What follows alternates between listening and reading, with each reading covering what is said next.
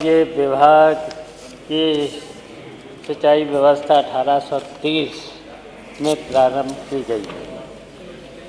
इसमें पूर्वी गंगा नहर प्रणाली, ऊपरी गंगा नहर प्रणाली और शारदा नहर प्रणाली और इसके साथ साथ माता टीला, रहन, रामगंगा, टहरी, शारदा, सहायक, गंडक, अन्य बहुत सी नहर प्रणालियों का निर्माण हुआ था और इसके प्रदेश की कुल नहरों की लंबाई 74,000 किलोमीटर, जिसमें 4,626 किलोमीटर मुख्य नहरें, 4,483 किलोमीटर शाखाएं, 23,627 किलोमीटर रजवाई, 38,100 किलोमीटर अल्पकाएं,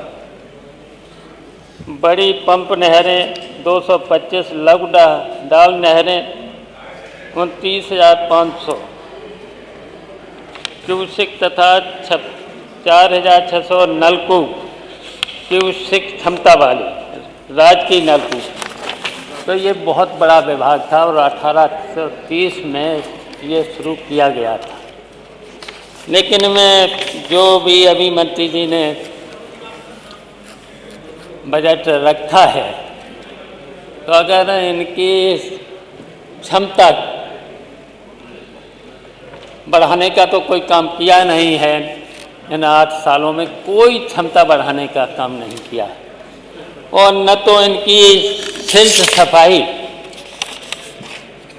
का कोई काम हुआ है। अगर सिल्ट सफाई इनकी पूरी तरह से निकाल दी जाती तब भी कम था, क्योंकि क्षेत्र बहुत बड़ा है।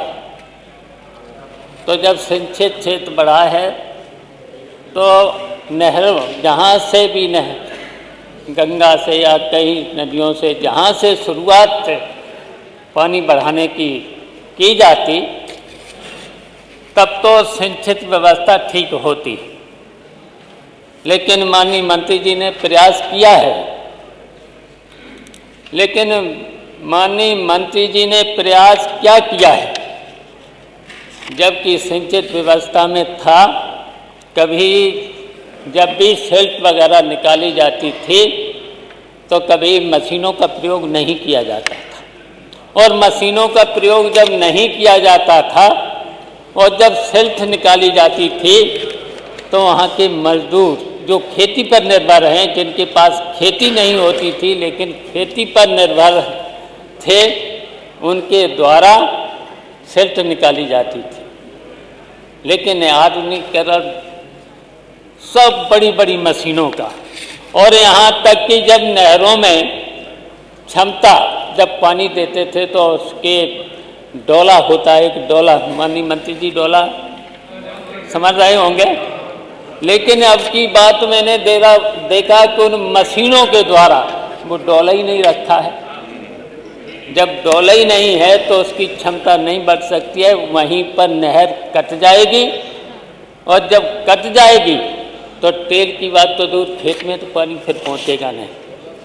और इतनी जब अल्पकाएं से लेकर के इतने रजवा से लेकर इतनी माइनर के रहते सफाई, अगर मैंने तो अपने समय में 2 बार इनकी सफाई और सिल्ट निकालने का काम किया था।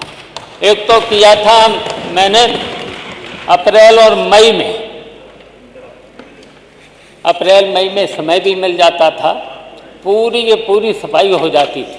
अब इनका सफाई का टाइम है नवंबर में। वैसे तो जब शुरुआत थी तब अक्टूबर के महीने में, अब नवंबर के महीने में, अब जब नवंबर के महीना में बुवाई होती है फसल की, तब इनकी सिल्ट निकाली जाती है।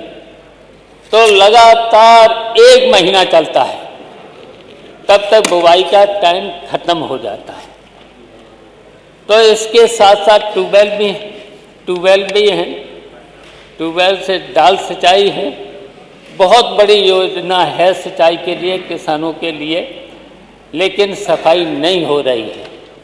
आज भी आजमगढ़ विधानसभा गोपालपुर क्षेत्र में मुझे शिकायत मिली है, अंतर्गत आता है सही समय पर पानी नहीं छोड़ा गया।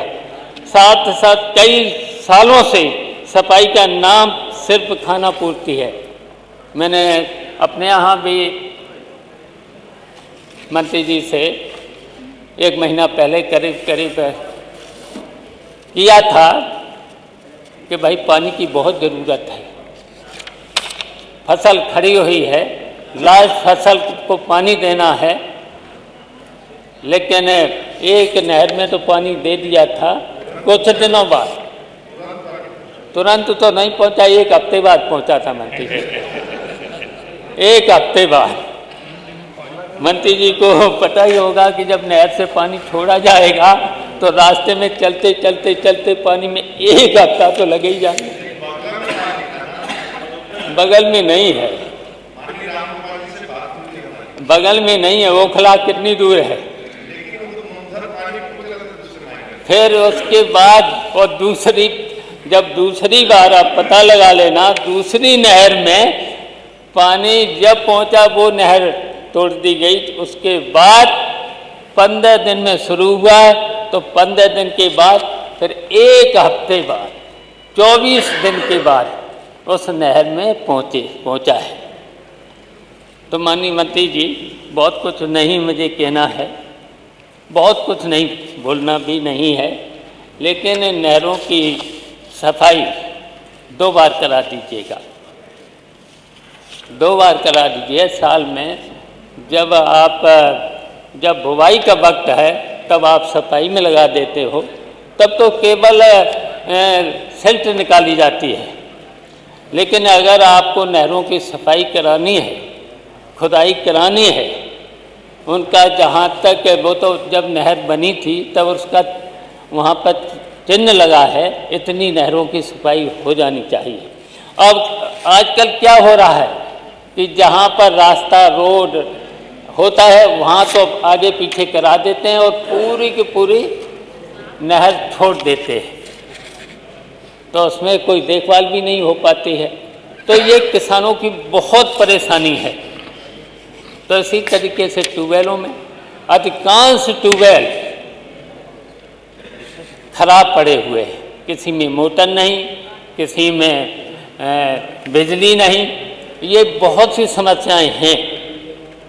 इस समय ट्यूबवेल भी करीब आप 34,000 के करीब ट्यूबवेल होंगे उनसे, तो ये भी है। और ट्यूबवेल भी बढ़ाने की बात है, तो ये अगर आप उस पर ध्यान दे देंगे तो बहुत अच्छा होगा, किसानों के लिए बहुत अच्छा होगा। इसलिए मुझे समय दिया अधिष्ठाता महोदय, इसके लिए धन्यवाद।